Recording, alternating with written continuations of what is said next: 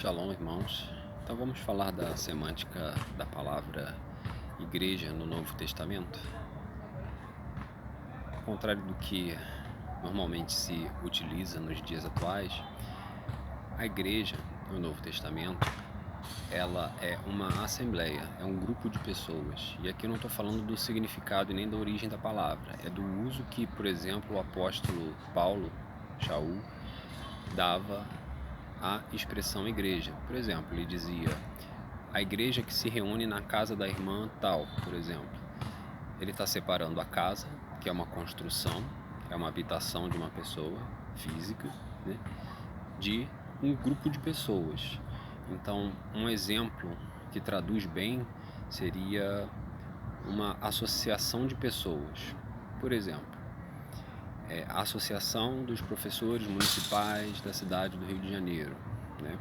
Então você tem uma associação de pessoas, né, que se reúnem em qualquer lugar, e essa associação ela não é uma construção. Você pode até ter um prédio que tem a placa, não, ali fica a associação. Na verdade, a associação ela não fica ali, ela fica onde as pessoas estiverem. Se a associação fosse reunir em outra cidade, a associação está naquela outra cidade, não está no prédio.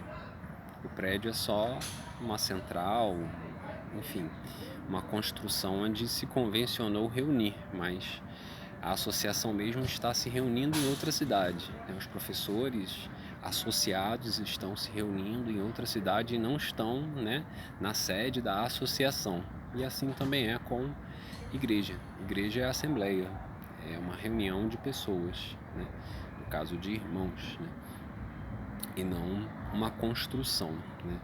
É óbvio que é sempre legal mencionar a origem da palavra igreja, porque as eclésias, né, eram, na verdade, reuniões políticas que o apóstolo Paulo, Shaul, aproveitou para pregar o evangelho, entende?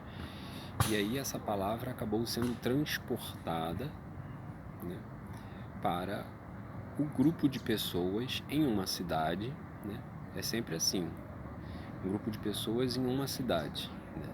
Quando não, um grupo de pessoas que se reúne em um lugar, né? Então a gente poderia dizer, né, ao grupo de pessoas que se reúne na casa da irmã, né?